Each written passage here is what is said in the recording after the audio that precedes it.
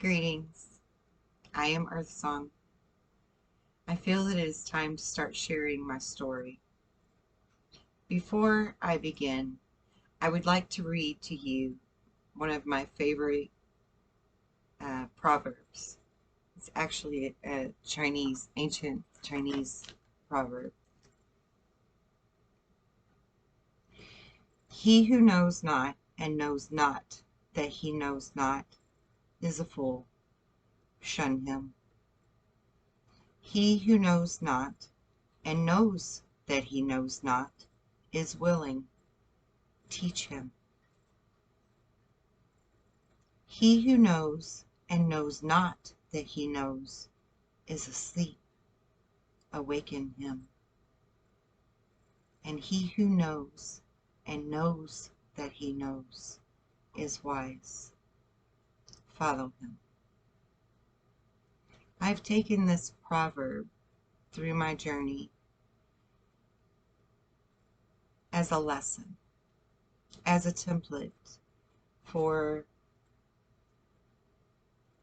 what to teach, what to learn, who to teach it to, who to learn from, and who to not struggle wasting my energy on because they do not and will not and cannot listen to my message.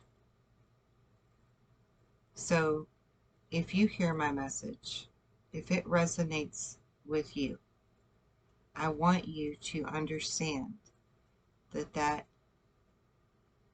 is meant to be. That is your destiny. That is my destiny. Because the ones who are listening, the ones who resonate with what I'm saying and this truth, they know. They just don't know they know yet. And then I'll teach you. I am not a guru. I am not a solitary messiah. But we are who we've been waiting for.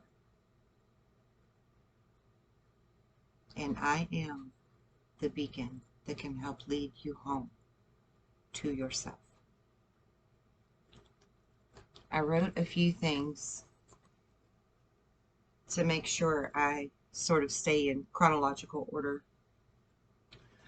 for clarity's sake to begin this story, which is my journey. To understand my journey,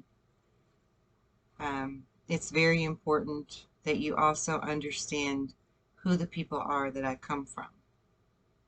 I come from Irish descent, I come from German descent, and I come from Native American descent, specifically the Cherokee Chippewa. My grandfather was half Chippewa. His mother was full-blooded. He is on my mother's side of the family, my maternal bloodline. My paternal bloodline is mainly of German descent, though I do have German and Irish both on my mother's side as well, through her mother and her father. It's important to understand who your people are and where you come from in order to learn the self, understand yourself better. And on my journey, I also discovered that somehow my blood type did not match what it should have came out to be per the parents that I have, that I was born to.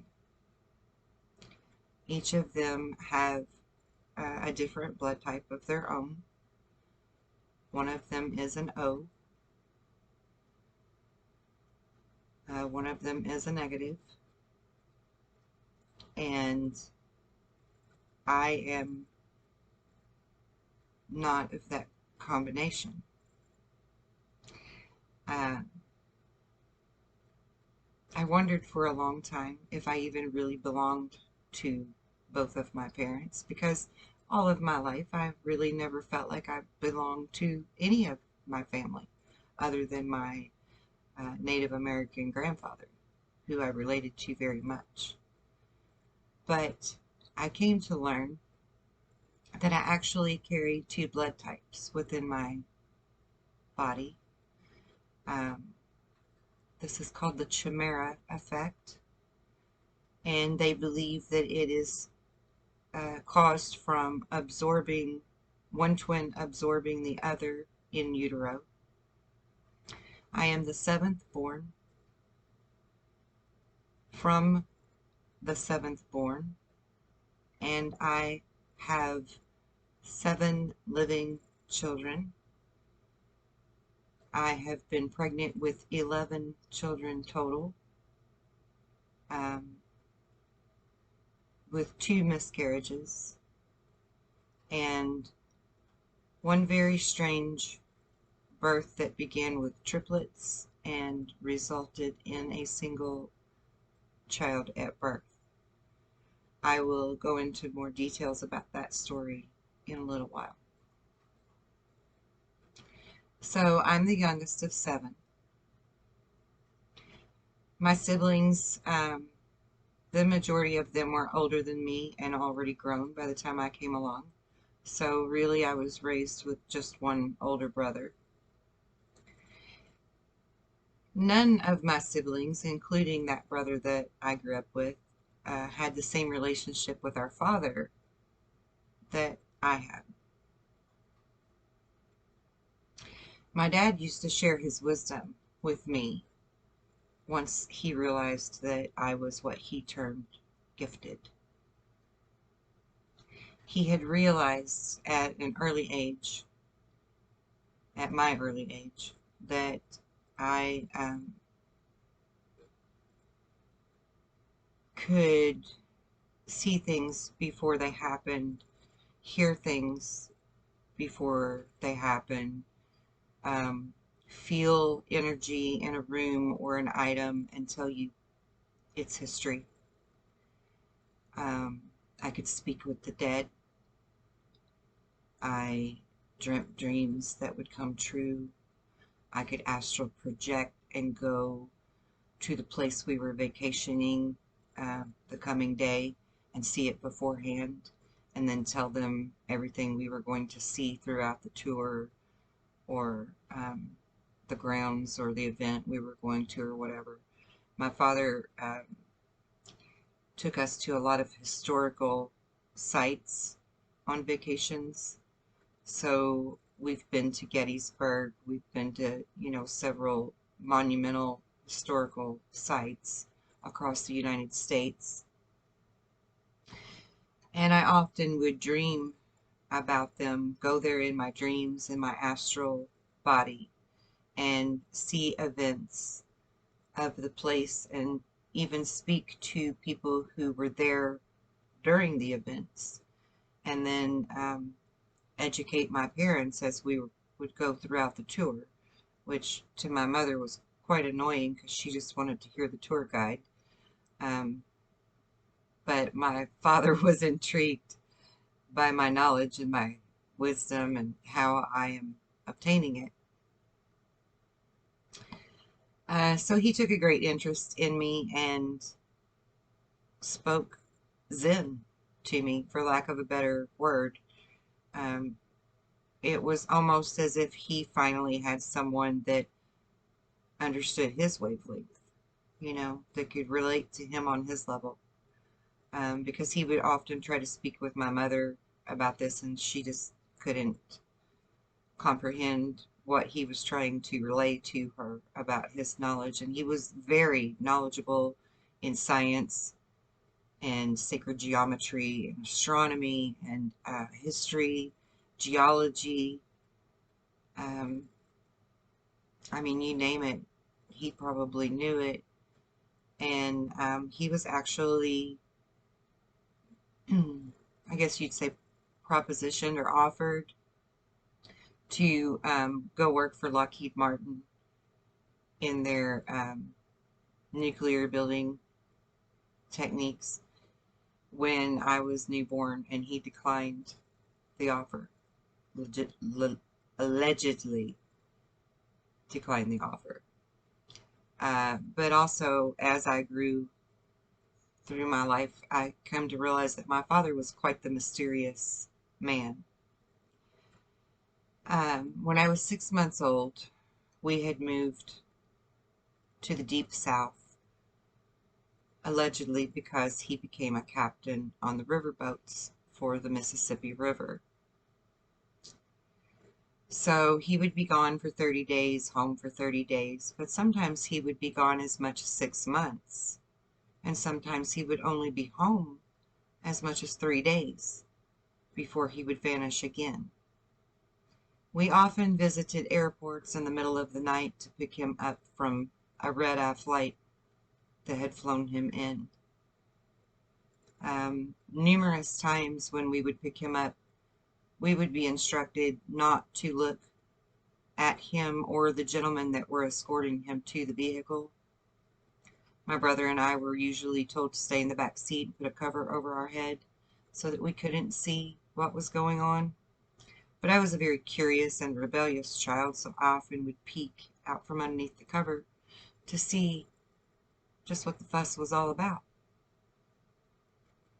And so a lot of times my father was being walked to our car by two men who were dressed in very traditional black suits with top hats, and one of them would usually have a briefcase handcuffed to his wrists. Once my father was in the car securely, the gentleman with the briefcase would remove the handcuff from himself, set it in between my father's feet in the floorboard of the car, in the passenger side, handcuff the briefcase to him, shut the door, and stand there until we drove away. I still to this day don't know what that was really all about. But my father was definitely a very mysterious man. He often brought me porcelain dolls back from all of his travels, and I would have dolls from all around the world. I had a Polish doll. I had a doll from Belgium. I had several dolls, Ireland, from many, many countries. From a man who was getting picked up at the airport, getting off of a red-eye overnight flight, who's supposed to be a riverboat captain on the Mississippi. I often wonder why my mother never really put two and two together and asked any questions. Or maybe she did and she was simply told not to ask questions. She was, after all, that dutiful woman who grew up in the 40s and 50s, taught to obey your husband, not ask too many questions. She still wore aprons over top of her dresses to cook dinner. You know, she was very traditional for the time period. So maybe she just didn't ask questions.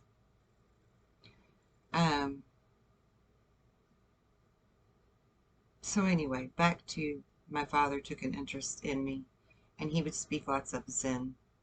He also taught me many things. He taught me how to street fight. He taught me self-defense. He taught me the basics of several martial arts. He had my brother and I learn how to joust and box even. He taught basic boat knot and nautical knowledge to me. He taught me survival skills and Morse code. He taught me about key points in history. He taught me the rules of the land and the water, and of people and religion, and to question everything. He taught me astrology in great detail. He taught me how to trust my senses, and my mother taught me how to trust my faith.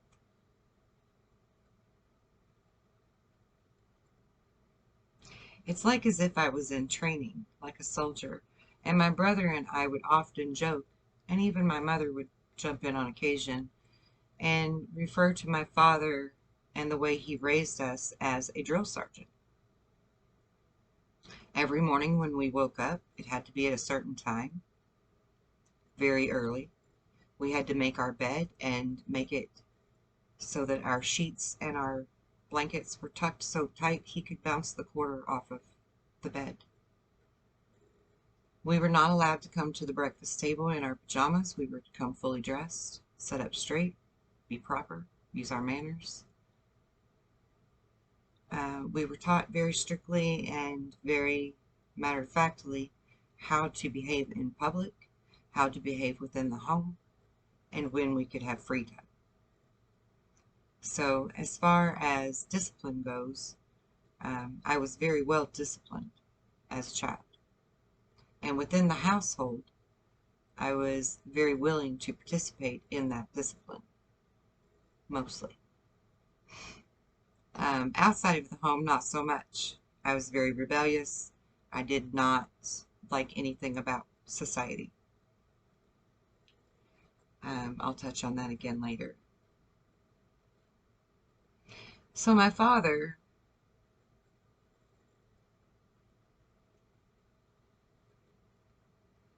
he helped me to hone my magic within me, which we all have. He revealed some of his magic to me. He once used a silver dime and rubbed it around in a circle on my little wart on my hand under the full moon and said some kind of Latin gibberish and told me to go bury the dime in the backyard and the wart would be gone by morning. I thought he was silly, but the next morning I woke up and my wart was gone. So this is where my passion for learning how to control our bodies and heal them and rejuvenate them really began, with that at about the age of 7, 8 years old. He said many curious things to me that I did not really understand as a child. Phrases like, remember Hoover, and he built a dam.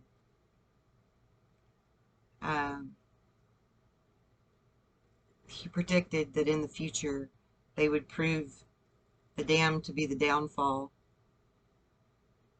of the earth, and Hoover knew of the corruption of man, the downfall of the corruption of man. He also predicted his own reincarnation, and he was correct. And I'll get to that later too. He took us, as I said, to many historical battlegrounds and landmarks.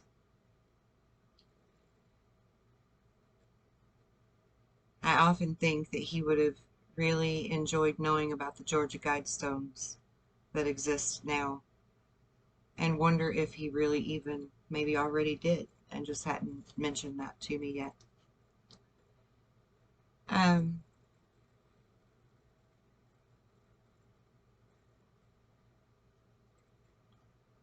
He knew many things about tunnels and children and corrupt governments and the mob, and that it didn't really go away, it just shapeshift into a different form.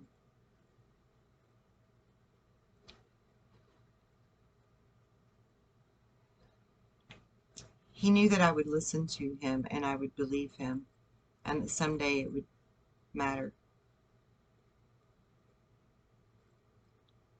And he knew that I would live to see it matter. And he knew that I would be an important part of it. Because I had told them, my parents, from the age of 2, that I don't want to be here. I want to go back home. And that I'm here for something that people will come to know as the Great Awakening that will happen in my 40s. And so he trained me and he prepared me, because it was like he understood what I was saying.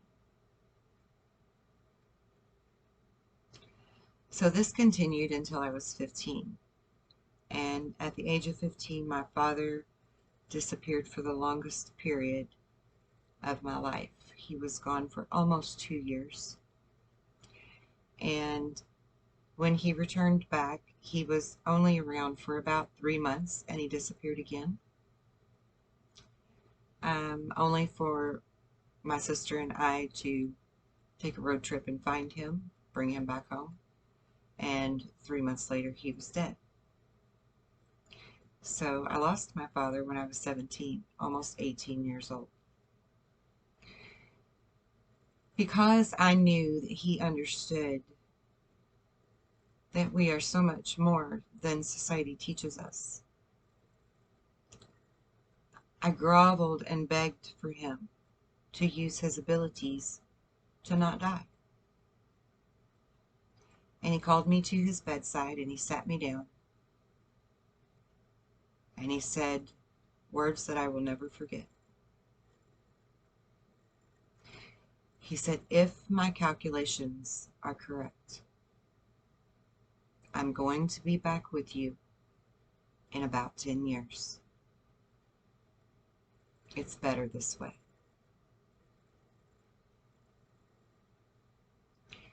Being 17 and my father being my rock my entire life, I didn't want to hear that. So I got angry with him and I stormed out of the room. I didn't get to see my father again because he passed away that night in his sleep.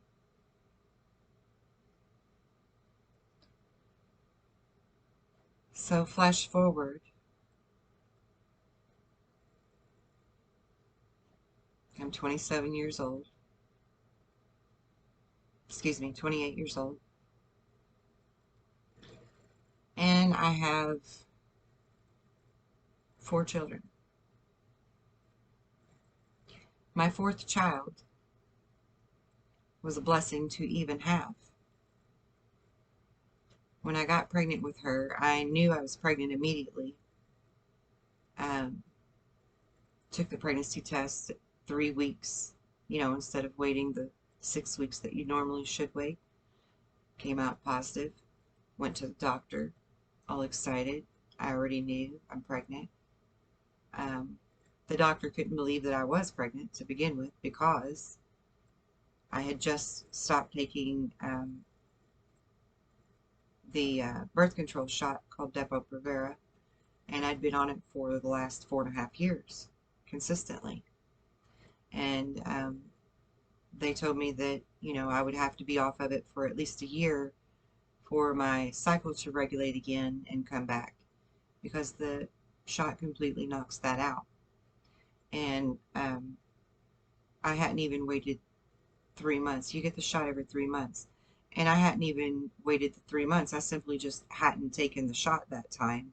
And in 3 weeks I was pregnant, and I knew it. So they didn't even believe that I was really pregnant when I told them. And so they did blood work, because it didn't come out on their traditional pregnancy test. And sure enough, I was pregnant. So they started doing ultrasounds to try to figure out, how I could even know that I'm pregnant already, etc. They discovered that I was pregnant with triplets, And they told me that none of these triplets were in my womb where they belong. They were all above my womb in my abdomen, and that I would need to have an abortion. I refused, absolutely refused. They sent me to several specialists to try to convince me otherwise, gave me all kinds of threatening stories about how I was going to leave my other 3 children orphaned and my husband would be left widowed, and etc. and so on. And I insisted that God was with me, Source is with me, and I do not need to abort anything, that it'll be fine. So my doctor continued to do my ultrasounds every single week in his office. I had to have a specialist. They considered me very high risk case, though I felt very fine and healthy through the entire thing. So every week I'm going to this specialist and having these ultrasounds all the way up to my 6th month of pregnancy. And all 3 fetuses are still growing, allegedly, in my abdomen. And they can't understand how they're still growing and sustaining their life at all. I was a complete anomaly. There were always 3 other specialists that were conferring with my specialist. So I was to go in for it was my 6-month checkup. And I was to go in and have my exam done and have my routine ultrasound. And it was the night before, and I just dropped to my knees by the window in the living room and just looked up at the night sky outside, and I just prayed with all of my heart.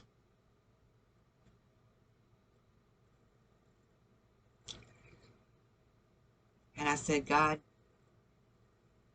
if I can only have one, please put it where it belongs and let this be over. I was exhausted. And I saw this great big ball of light that was coming toward me from the sky, and it was coming through the pine tree outside of my home. And I thought, wow, what in the world is this big orb of light that's coming through the tree? Like, this can't be a UFO. It's coming right through the tree. And I had seen many UFOs, and I'll get to that too. So I'm just staring at this light getting closer and bigger and closer and bigger, right? And it's just steadily coming at me. And the next thing I remember, I'm waking up in my living room. It's 10 a.m. and I'm asleep on a tiny love seat, 6 months pregnant with triplets, which I would have never done. But I'm like, oh my God, I'm going to be late for my doctor's appointment, blah, blah. I get up, I rush around, I gather my children, I go to the doctor appointment. He does his routine ultrasound, and he is alarmed. He doesn't tell me why he's alarmed, but he sends me to our local hospital to have internal ultrasounds done. So they did an ultrasound internally, still not telling me what was going on. I'm scared to death. I don't know what in the world is happening. They make me remain there. They do another ultrasound internally an hour later. I did a total of 3 internal ultrasounds, which are extremely uncomfortable, to say the least. At the end of the 3rd one, they sent me back over to my doctor's office for my doctor to tell me what was going on finally. He comes in the room and he's holding the results in his hand, and he's scratching his head and he says, Kelly, I don't know how to tell you this, but 2 of your babies are gone, and the other one's in your uterus. Perfect. Perfect. Everything looks like it's always been there. And I said, what do you mean 2 of my babies are gone? He says, well, I don't have an explanation for it. We really don't understand it, but we have a term for it. It's called vanishing twin syndrome. So I spent the next 3 months of my life carrying one child, and very healthily. It was a very healthy pregnancy, but endlessly searching for an explanation for what vanishing twin syndrome really means. And it's simply an anomaly where one or two fetuses will just vanish from a woman's uterus with no incision, no blood, no sign of miscarriage, nothing. Just gone. Okay? So she was a blessing to even have. I always saw her as a blessing because of what I went through with her.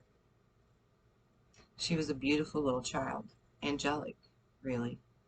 White blonde hair, great big silver dollar blue eyes, just a delight to be around, extremely articulate by the age of 2.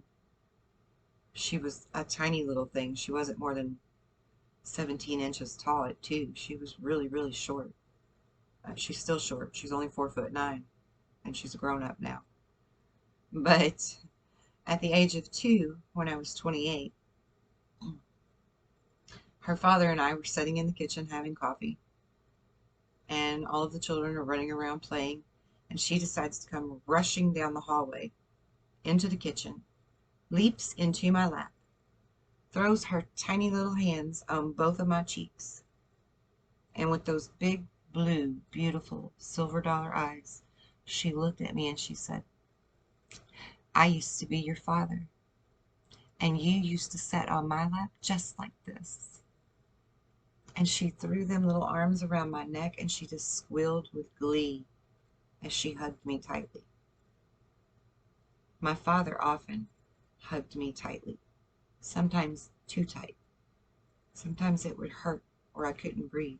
He would squeeze me so tight. He called it a bear hug. And that's the type of hug she was giving me. And she'd never done that before because she was a very gentle little girl. Very compassionate, very gentle. And I really hadn't thought much about what my dad had said to me when he died until that day. I always remembered it, but I didn't want to think about it because all I could think about was how much I missed him. So when she said that to me, it startled me, and I sat her down on the floor and told her to go play while I pulled myself together. And her father looks at me and he says, what's the matter with you? And I told him what my dad said that day on his deathbed. And my brother and my mother remembered because I was so mad over him saying it that I went home fussing and carrying on about it, you know. I wanted him to fight for his life. So I did the math. And I actually want to correct my quote from speaking with someone else because I said 9 years and 9 months. And then I did the math again after I spoke with them. And it was actually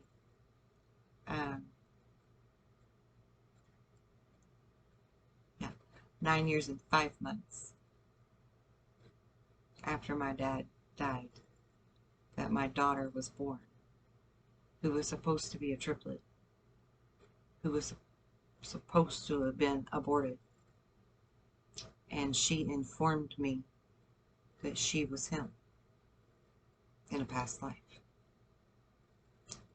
She went on to the ages of 3 and 4 and 5, so on, to inform me about boat knots and nautical law and concrete work and concrete trucks, which my father also owned a business in, and many things that proved that she was, in fact, who she said she was. So, in my life, I've had many experiences with dimensional beings, both past loved ones and what you would refer to as aliens or ET, and many craft. I've seen at least 13 different craft that I can recall easily. Numerous species of beings, and even Bigfoot. I've had numerous encounters with Sasquatch. My family as well had numerous experiences with Sasquatch and UFOs and aliens or beings. It runs in our family. And I was aware of this, but I never really considered that maybe my children would also be visited or taken. Until this particular fourth child of mine, who was supposed to have been triplets, and my father in a past life, informed me when she was about 3 or 4 years old that she had been visited in the middle of the night by her twins. Her twins. We had never spoke to her about her twins. She had no knowledge. My older children had no knowledge. They were too young for this to be something for them to know of. So I questioned her greatly on that. What do you mean you were visited by your twins? And she lovingly and happily explained to me how they would come to visit her in the night in a great big UFO, and they would want her to go and play with them. And they looked just like her, and they even had the same nightgown she has. That was her favorite nightgown. Interesting. See, at the time that this experience happened for her, I was actually researching the anomaly that we call the paranormal and the anomaly that we call ufology. And I was trying to understand the difference between screen memory and reality, and also the ability for them to tap into our memories to give us the illusion that we are seeing one thing when actually it's another. So this was a very curious thing for me when she said they both had the same nightgown as her. And I worried that it was some type of illusion, right? A trick to get her to go with them. But the more that I questioned her and pressed for answers, the more she told me how they didn't make her go with them. When she said no, she didn't think that Mommy would like that, because if I woke up in the middle of the night and realized she wasn't there, it would scare me very badly, and she didn't want that to happen. So they would stay and play with her there, while the UFO hovered outside just above our yard and waited for them to be done playing. It was simply a bonding moment. Nothing nefarious, no tests, no abduction, nothing like that. So I found this very intriguing, because in my learning and experience, I have come across research from things that, those people and others have done, that proves that a lot of what we think is poltergeist or paranormal activity is in fact the human condition, the spiritual condition leaping out of the human avatar and creating chaos and making a muck of things in your environment. Because if you don't understand what your abilities are and what you're capable of, and you're going through adolescence and puberty, or you're going through an angry spurt, you're bound to make some things happen. And since you don't know that it's you doing it, you don't give yourself credit for it or put yourself in check. You blame it on a ghost or aliens. And it's not always the case. Sometimes it's you. So that was a very interesting piece of knowledge for me to learn from her in her experiences. And now I want to back up just a little bit to talking about my dad again. He had a few favorite authors that he also pointed out to me and encouraged me to read and study their works. Arthur C. Clarke, Jules Verne, Tom Clancy were the three biggest ones. Just as a side note, he also informed me that he knew personally somehow that the author of all of his most favorite movies and books, James Bond, was actually the true James Bond under a different name. I don't know how he knew that. So he studied the Nazca lines in his pastime, ley lines of the earth, megalithic structures, sacred geometry. He bought my brother and I a spirograph at a very young age and would encourage us to learn the sacred geometry symbols by using the spirograph. He drew a nautical star often when he would doodle. That's the very same star that in my adult research I have learned is currently on the floor of the entrance to that building. He told me one day that it would matter that he draws that star.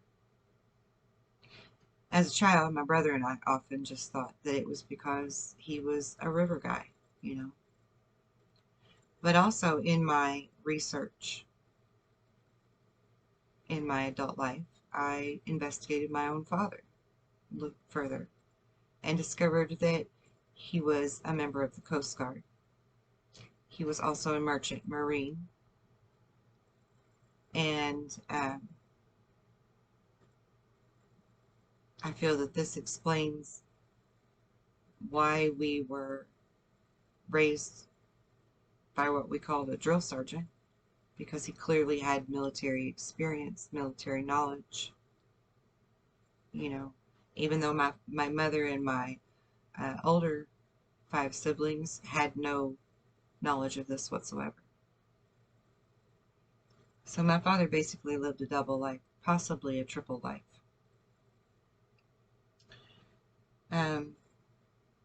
He traveled all over the United States and the world, and yet he never really collected a paycheck while he was gone to these other jobs. And I only know this because, again, in my research of my father, and through the government's offer for unclaimed money of family members who have passed, I discovered that my father had multiple jobs across the United States in cities and states that we never had a clue he had ever been to, where he had worked small jobs here and there, 2 or 3 weeks at a time to 2 or 3 months at a time, and never collected a paycheck. Strange. Very strange. I don't look into that any further. I don't figure that I really need to know. My father often said to me when I was on his lap as a child, adoring him, that if I really knew all of the things he's done in life, there's no way I could possibly love him.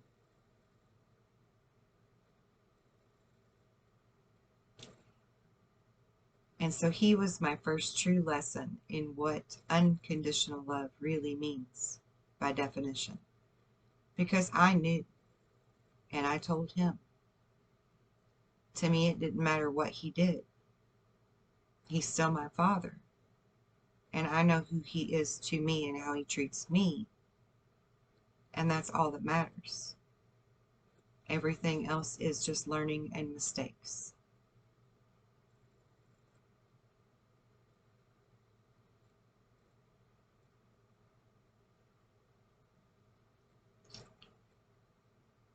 So, my father also, I discovered in that research, had used aliases at these places that he would work. And so, again, I don't know why he did those things, and I don't feel that it's in anyone's better interest to dig into that deeper. Whatever demons my father carried with him that caused him to be an alcoholic in his off time, they died with him. And that's where they'll remain, out of respect for him. And out of respect for my daughter, who is the newly incarnated him. Because she should not have to carry the burdens or the knowledge of anything that he may have done that was bad. I don't want to put that on her. So, moving on. My mother, as I was growing up, had her own upholstery business that she began when I was about 6 or 7 years old. Upholstery and wood restoration. Prior to that, she actually knew Sam Walton personally and helped to open up the first 2 Walmart stores in Arkansas. From the floor up, she helped stock the shelves and the whole deal. As she worked, my brother and I were sent to a daycare across the street from where we lived. Daily, this daycare center would make the children, about 50 or 60 of us, make the children sleep on cots for the majority of the day. They would give us something to make us sleep, and we would be knocked out until about an hour before our parents should be there, and then we got to go play on the playground. Which unfortunately was a common thing to happen, and sometimes still does happen within daycares. So, my mother was not aware of it. When she did become aware of it, she stopped taking us there. So we really don't know what was happening while we were knocked out, and perhaps it was nothing. Perhaps they just didn't want to have to fool with a bunch of kids and just get the money for it. Could have been that simple. But also in the same place that we lived then, as my mother was opening up the new Walmarts, there was this little hobbit house in the backyard of where I lived. It was the cutest little tiny house. I remember it vividly still to this day. When you open the door, it was a little archway door, and when you open it up, you walk down a flight of steps. The little girl that lived there with her father would always greet me at the door, smiling, happy to see me, ready to play. We would walk down the stairs. Her father would be at the foot of the stairs to greet us and walk us into the living area. And that's all I could remember. Every time I went there. That's the only thing I could remember, is going to play with the little girl, walking down the stairs, her father greeting us, walking into a living area. No memory. It's gone after that. So, as I grew older, I asked my mother about these people that lived in our backyard. And she informed me that there was no hobbit house in our backyard. There was no people that I would go play with, no little girl. She didn't know what I was talking about. So that went down in the book of strange things to figure out as I grew older.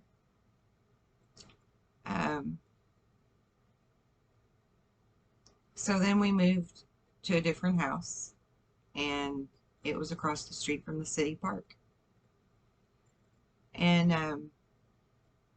I was a lonely little child. I played alone a lot outside, wandered around pretty much my whole half of the city, um, while my mother did upholstery business and my father was always away, you know, on the boat. And so I would often be at the park alone. I walked to school every day by myself during school season, you know, the school months, which was about 7 or 8 blocks away from our house. And I walked myself there in kindergarten and walked myself home. Not a big deal. Of course, my brother had to walk too, but he never stayed with me. He always left me behind. Um, so I was a loner. I traveled alone by myself a lot from a very young age and got used to being solitary. Um, I grew up in a segregated town, which taught me a lot also about the human condition. I would often cross the border between our towns and go to visit this elderly gentleman who I was quite fond of, who basically was like my best friend. I would sit on the sewer drainage pipe with him, and he would cut me a cane, make me a pole out of it, um, like a sugar cane, you know, and hollow it out, make me a fishing pole, and I would sit on the drainage ditch pipe, and we would fish together. Sometimes we would sit there for hours and never even speak to each other. But I was perfectly content being there. Because being with him made me feel some sense of being in some kind of home again. And what I mean by that is that I often would look up at the blue sky and tell my parents I wish I could just go home. Because this energy of this planet just resonated strangely and angrily against my vibration. It was quite alarming to me. And I really didn't want to be here in it. And as I said before, I didn't feel like I belonged to my parents anyway. So I really just wanted to go home. And, you know, my mother thought I meant heaven. And I would giggle and tell her, no, that's not what I'm talking about. I want to go home. I don't want to die. I want to go home. Right? Because my young child mind, heaven meant you were dead. So being around this elderly gentleman was very comforting to me because I could very vividly remember the era of being in the cotton fields and the cane fields and being a slave. I very much remembered being a man who was a slave.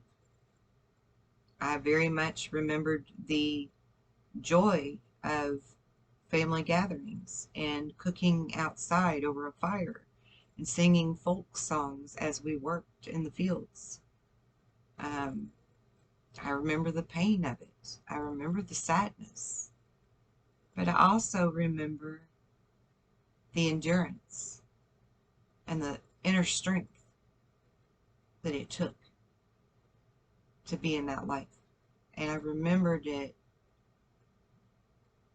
very deeply, very importantly, very respectfully, and gratefully.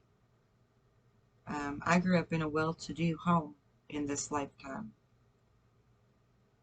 where we really didn't have to want for anything, and many of my cousins and even some of my aunts would call me the poor little rich girl because I was always this sad little lonely girl playing alone, you know. But in their mind, I ought to be happy with all of this fabulous stuff that I have all around me. But stuff never mattered to me. It still doesn't. It's not about stuff. It's about what's in here. and how the people around you make you feel in here and how you make them feel. It's always been that for me. So I really loved being with this elderly gentleman. He was very kind and gracious, very well-mannered and polite, and I think probably even a little scared of being seen sitting next to a little girl on a drain pipe that doesn't belong there. You know, in those days, maybe he could have gotten into trouble for being seen with me or accused of making me be there. But I was there daily on my own accord, happily there. He would often walk me home back to the little prairie path that led to my house, and we would sing folk songs on the way. Sometimes we would pick cattails and pop them off the stems as we, I couldn't pop them, but he could. I would just like pick at the cool foamy stuff on them. But we had a lot of fun. I really enjoyed being around him and keeping his company. More so than being anywhere else, really.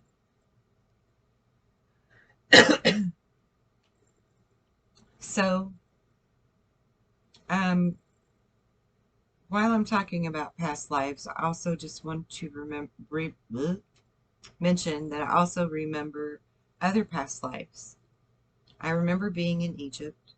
I remember being in Greece. I remember being someone who personally knew Solomon, King Solomon. So much so that I have the 7 seals of Solomon on a necklace, and I have 2 very important seals of Solomon tattooed on my shoulders. Solomon's very important to me, and the Star of David on my hand. All very important symbolism, sacred geometry. Helps to wake up the memory in your DNA when you see sacred geometry. I also remember living in Ireland.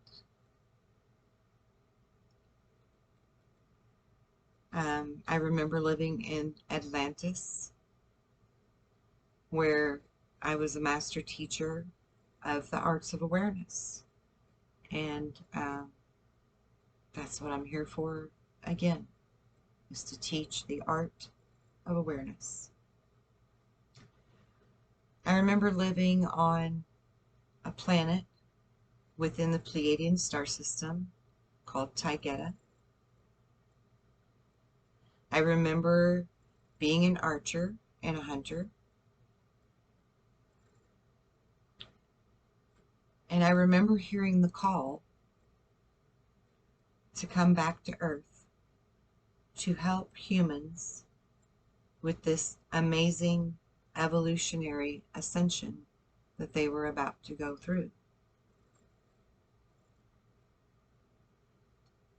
I also remember I didn't want to come to begin with.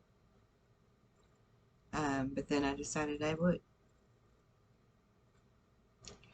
I also have found myself many times in this lifetime questioning why I did, only to be reminded why I did.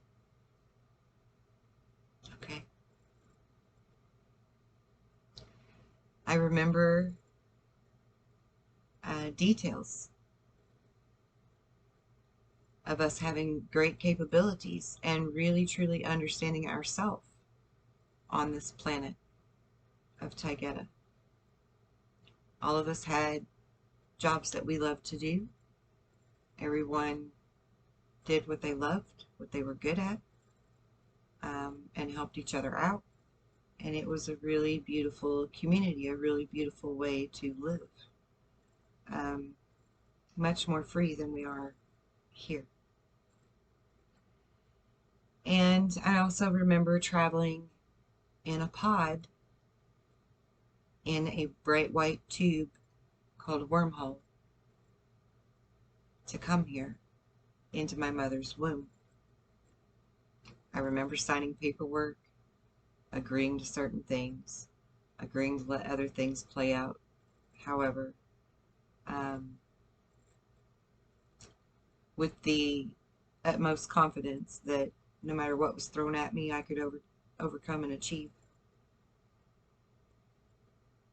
That was a lesson in itself. I mean, I have overcome them, but I compassionately understand everyone's struggles and pains. I promise. So, throughout my life, including being very young, I had very interesting experiences and abilities. But I was very lonely here, and this energy was so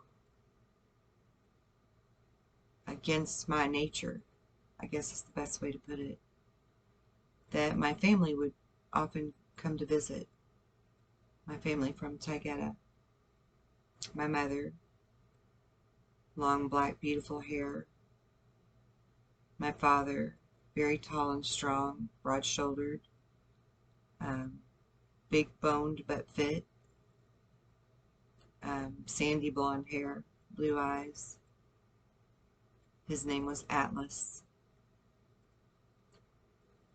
And a sister who, until recently, when I was regressed, really didn't realize was my sister.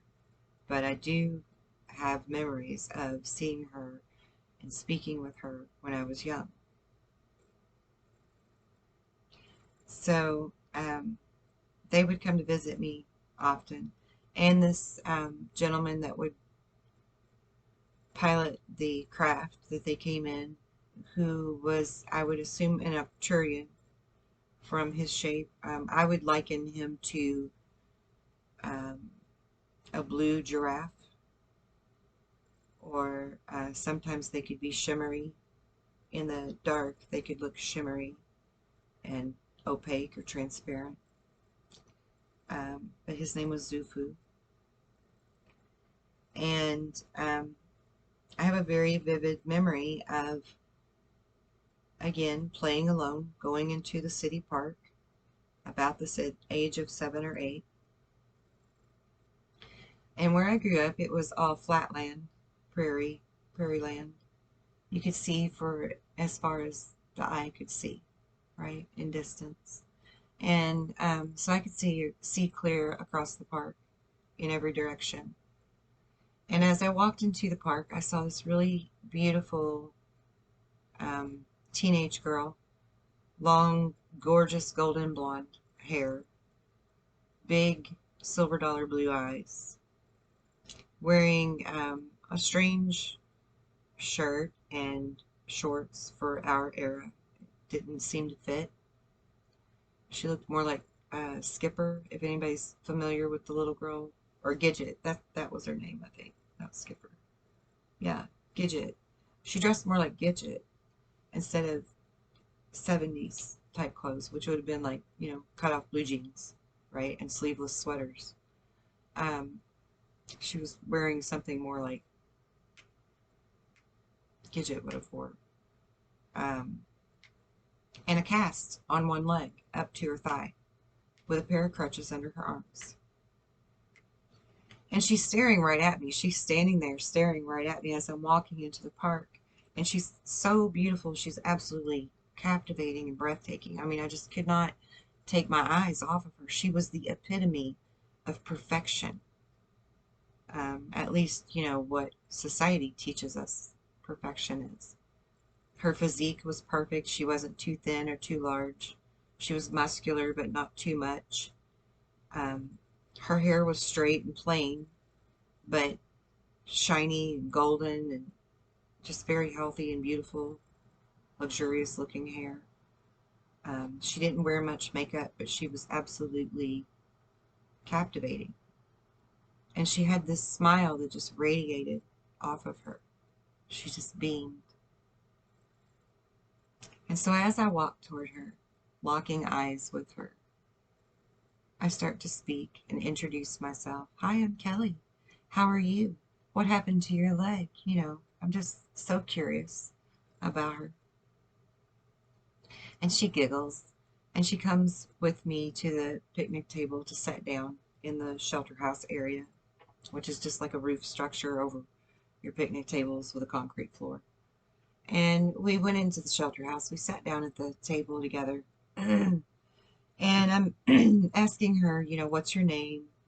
Where are you from? All these kind of questions. And she says that her name is Alanis. And I just thought, wow, what a beautiful name. I've never heard that before. That's like far out. And I said, where are you from? You couldn't possibly be from around here because you have a cast on your leg and nobody has signed it. And she's like, what do you mean nobody has signed it? I'm like, you know, everybody like signs their name on it to wish you well, to get well. And nobody has signed your cast. So where are you from? I mean, I knew she couldn't be from around here.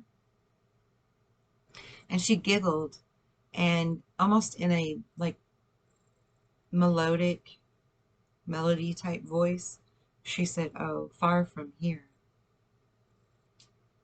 And I thought, yeah, obviously, because nobody signed that dang cast. So I'm just like talking to her and I'm all happy and everything. And then I noticed her looking over my shoulder in the distance. And everything I'm saying is not getting her attention anymore because she's focused on something else. So I turned to look. And as I turned to look behind me, there's this very tall, slender man walking toward me in a three-piece suit with a top hat, black suit, very nice, sharp suit, you know, very expensive looking suit. And he has some type of a cane or wand in his hand that doesn't touch the ground. And he has dark sunglasses on. And there are two shorter people walking next to him. So when he gets up about 4 or 5 feet from us, I'm completely startled. I have turned all the way around to where I'm completely facing him. She puts her hand on top of my hand. And he pulls his glasses down. And his eyes are pink. His eyes are red.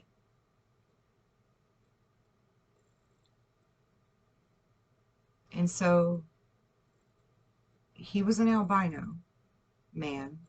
And I'd never experienced an albino man before. But he had slits in his pupils. His pupils were not round like ours. They were long. They were elongated. And so he really terrified me. So much so that my memory would not even allow me to get a visual on the friends on each side of him. And I jumped up off of my seat and I said to Alanis, I think I hear my mother calling. I need to go home. And I start to rush away. And as I'm rushing away, I'm still feeling so drawn and attached to her that even though I really felt terrified for my life. Oh, I forgot to mention, she had her hand on mine and she said to me in that melodic voice again, don't worry, he can't hurt you while I'm here. And I thought, well, how insanely crazy is that? You are a girl, I'm a girl. You're going to cast up to your thigh on one leg, for God's sakes. I'm not sticking around. I'm out of here. This dude can hurt us, and he has friends. So I was like, ready to book, scared for my life, but at the same time, very drawn to her. So as I'm running for my life back home, I turn and I look at her and I'm like, it's nice to meet you. I hope to see you again someday. And she stands up and she waves at me and she says, you will. You will. And so that grabbed my attention again to where I was looking closer at her and then noticed the man is not behind her anymore. He's nowhere to be seen in the park. Again, I grew up in a flat plain where you could see for miles. He was nowhere, and nor were his friends. So I rush back out of the park. And as I come to the street that's between my house and the park, there's neighbors out, there's kids out everywhere, there's people everywhere on this street, which is very uncommon, very. And I heard someone yell, "Well, there she is!" And they all turned and they rushed toward me. And, you know, it was all of this, "Where have you been? We've had the whole neighborhood looking for you, blah, blah, blah." And I'm like, "Why? I walk around by myself all the time. What's the big deal now?" And they're like, "Kelly, you've been gone for 3 hours." And I'm like, "No, I wasn't. I've only been in the park for like 15 minutes.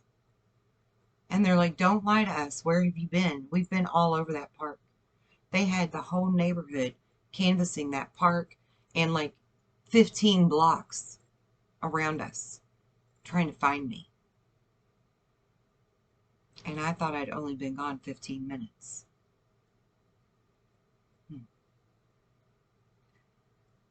So I wasn't your normal kid. So I wasn't afraid of that. I just put that in my notes. We need to figure this out and understand that. How did that happen?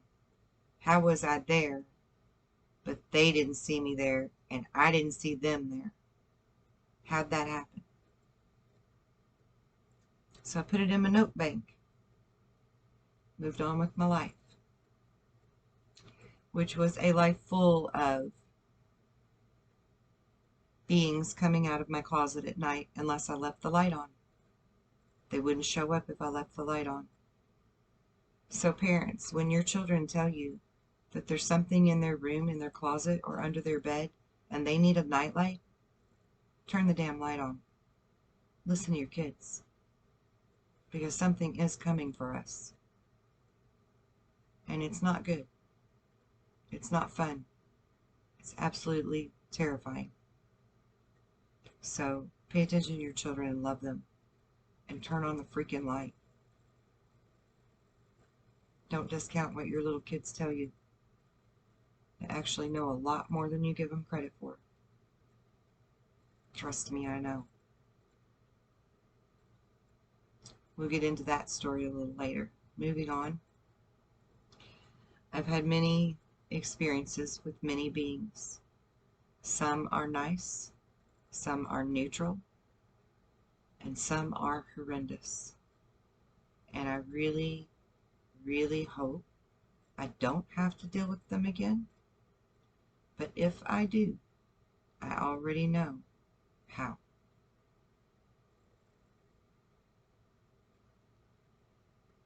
So I've also seen, like I mentioned earlier, about 13 craft in my experiences. And I don't even know where I'm at in those now.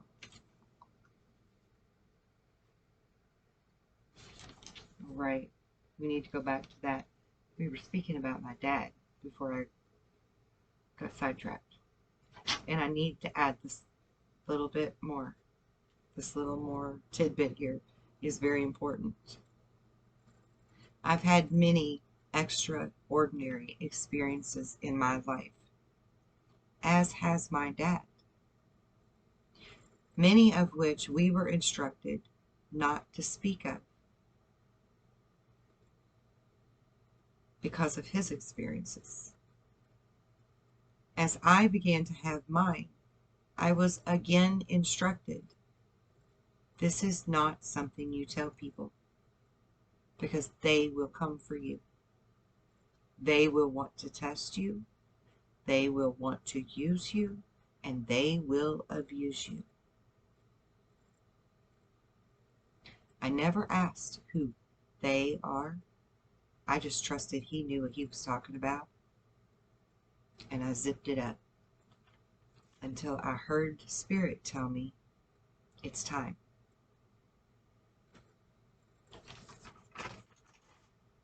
Which is now. November of 2020.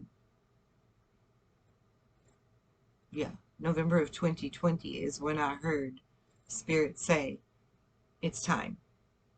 And by March of 2021, I had taught myself how to build a website and put that together, started a YouTube channel, taught myself how to do that, because I didn't even have the first clue about how to make a video. And I was scared to death to sit in front of a camera and talk to myself, because that seems weird, which it is. I'd rather have company. I'm a social butterfly, completely the opposite of my sign when it comes to stuff like that. I'm a Cancerian, but I like being around people. I like talking, you know. I don't want to clam up in the corner. Okay, so where am I at?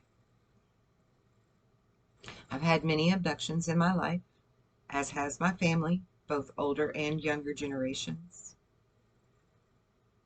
And until recently, this has been a constant. I came to learn that even some of my children were being abducted.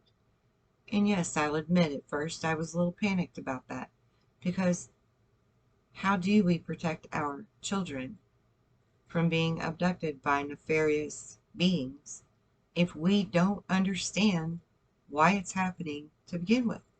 How is this happening? But now that I understand free will, and now that I understand our true power, there are ways to keep that from happening to them and you. And I can teach you. It starts with knowing that know is a very powerful word. So, as I was saying,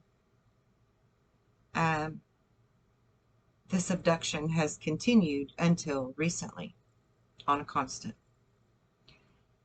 And I mean, well into my adult life. I couldn't take my kids camping or go on vacation without being abducted, or at least the UFOs showing up above us to let us know that they know they know where we are, even when we go places.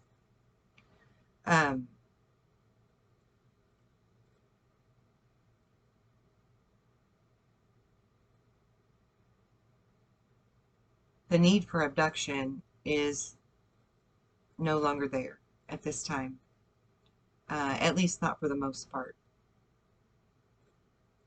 Because you see, they've done their job. They've done what they were here to do. And I often say to people that I am here, as well as others, to finish Jesus's message. So I truly mean it when I say that we are who we've been waiting for. Because we've been waiting for something or someone to be our salvation. We've been waiting for something or someone or group to be our savior. And none of that's going to happen until you learn your true power. Because you are who you've been waiting for. I am who you've been waiting for. We are who we've been waiting for. We have to learn our true power. Our true power. It's time to wake up. Together, we will create a really beautiful place to live in. We will create a beautiful new earth or life for all of us, individually and collectively. But first, you must know thyself. So I am here to share more stories with you, let you know me better, and give you the tools that you need to know you better. I hope that you will continue to stick with me on this journey of self-discovery and magical futures. Be well and be blessed.